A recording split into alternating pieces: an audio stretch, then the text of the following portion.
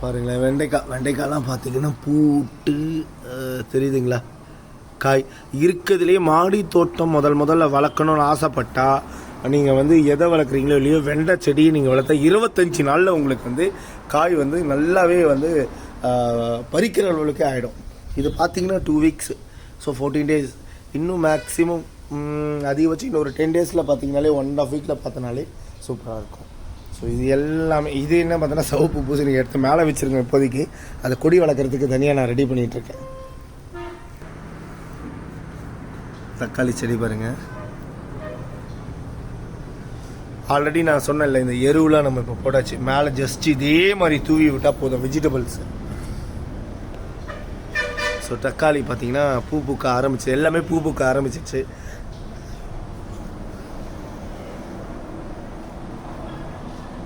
Red cabbage இது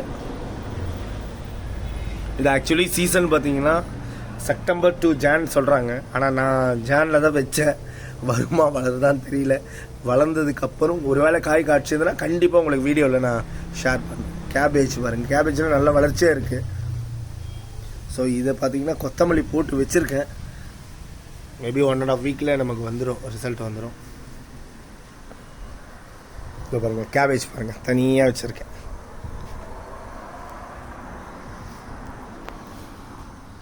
பாருங்க பூ விட்டு காய் காய்ச்சிருச்சு. நான் உங்களுக்கு சொன்னேன் இல்லையா? எனக்கு என்ன ஆச்சரியன்னா, நம்ம அதிகமாக வெஜிடபிள்ஸை வீட்டில் யூஸ் பண்ணுற வெஜிடபிள்ஸில் மேக்ஸிமம் நம்ம ஸ்டோர் பண்ணி லேயராக ஸ்டோர் பண்ணாலே போதும். பாருங்கள் பச்சை மிளகாய் பாருங்கள், இதெல்லாம் வந்து விதை வாங்கி நான் போடல. வீட்டில் இருக்கக்கூடிய நம்ம பழுத்த பச்சை மிளகாவே, காஞ்ச மிளகாவை போட்டால் தான் சொல்லுவாங்க. ஆனால் பழுத்த பச்சை மிளகாவை போட்டு நான் வந்து லேயரில் மூடி வச்சு தனியாக பாத்தி கட்டி அதுலேருந்து எடுத்து நட்டு வச்சது தான். இஞ்சிங்க, இஞ்சி செடி பாருங்கள், இஞ்சி சும்மா லைட்டாக ஒரு லேயர் தான் வச்சேன். டொமேட்டோலாம் நல்லா வளர்ந்துச்சு. இதெல்லாம் கத்திரிக்காய் பாருங்களேன், நானே ஆச்சரியப்பட்டேன். உங்களுக்கு வீடியோ எடுக்கும்போது எனக்கே தெரியுது பூ பூத்துருக்கு.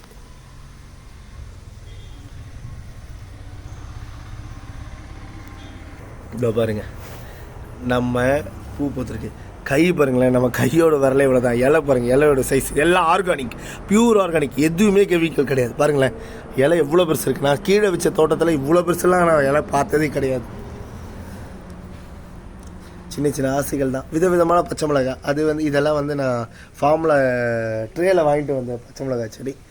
ஸோ இது க்ரோத்துக்கு நான் தான் இது ஏற்கனவே சொன்னேன். வளராமல் இருந்தது, ரொம்ப வருத்தமாக இருந்தது. லாஸ்ட் வீக்கில் இந்த வீடியோவில் நான் வந்து காமிச்சேன். ஸோ அந்த வெஜிடபிள் வாட்டர்ஸு ப்ளஸ் இன்றைக்கி நான் அந்த வேஸ்டேஜ் வெஜிடபிளை நான் எடுத்திருக்கேன். எடுத்து லைட்டாக தூவி விட்டுருக்கேன். மிளகாய்னா அந்த மிளகாய் இல்லை, பஜ்ஜி மிளகாய் வளராதுன்னாங்க. ஸோ காய்க்குதோ இல்லையோ, லாஸ்ட் வீக் பார்த்திங்கன்னா அது பாருங்களேன் இந்த லெவலில் தான் இருந்தது. ஸோ அந்த வெஜிடபிளோடைய வாட்டர் இருக்குல்ல ஃபில்ட்ரு பண்ணி, ஸோ அது மூலிமா அதை தெளித்து விட்டேன். ஸோ இப்போ வெஜிடபிள் வேஸ்டேஜே வந்து ஆல்மோஸ்ட் 45 டேஸ் கழித்து எருவாக மாறி, அந்த எருவும் உங்களுக்கு வீடியோவில் ஆல்ரெடி நான் ஷேர் பண்ணியிருக்கேன். இப்போ அதை பாருங்கள். வேணும்னா வேறு ஏதாவது டவுட்னா கண்டிப்பாக கான்டாக்ட் பண்ணுங்கள். இதை பாருங்களேன் பச்சை மிளகாய் தான். இது பாருங்களேன் வெஜிடபிள் பாருங்கள், பிரிஞ்சால் பாருங்கள், எல்லாம் சைஸ் ரூட்லாம் பாருங்கள் எப்படி இருக்குது பாருங்களேன். எதுவுமே கெமிக்கலே வேணாங்க, நமக்கு பிடிச்ச கெமிக்கல் எதுவுமே வேண்டாம். இது ஒரு பாத்தி பார்த்திங்கன்னா வெஜிடபிள் பிரிஞ்சால், ஒரு பாத்தி பார்த்திங்கன்னா சில்லிலேயே நிறைய வெரைட்டிஸ் ஆஃப் காஷ்மீர் சில்லி, அந்த மாதிரி வெரைட்டிஸ் நிறையா போட்டிருக்கேன் நான் இன்னும் கொடி வளர்க்கல. முடக்கட்டாங்கீரைன்னு சொல்லுவாங்க இல்லையா? ஸோ அது பார்த்திங்கன்னா இது பாருங்களேன், இன்னும் நான் கொடி செட் பண்ணணும். எனக்கு வேலை கரெக்டாக இருந்தது. இன்றைக்கி சண்டே ஃபுல்லாக official work and personal work வந்ததுனால என்னால் எதுவும் பண்ண முடியல. ஸோ எல்லாமே சின்ன சின்ன விஷயம்.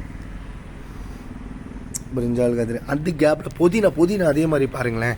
புதினா வந்து நம்ம வீட்டுக்கு யூசேஜும் ஒரு பக்கம், எலி தொந்தரவு புதினா இருந்தாலும் எலி தொந்தரவு வராது. ஸோ அந்த கேப்பில் எங்கெங்கெல்லாம் கிடச்சினா அதில் தண்டு மேக்ஸிமம் கீழே வச்சுருங்க. இதோடைய ரூட் வந்து அதோடைய சக்தியை எடுக்குமான்னு கேட்டால் எடுக்காது. ஸோ புதினா வந்து கண்டிப்பாக அவசியம்.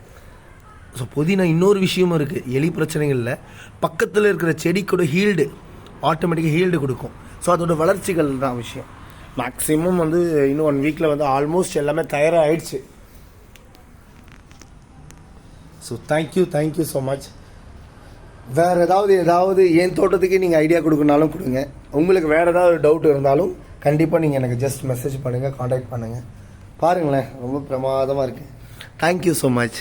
And one more, welcome to Raga garden. Thank you.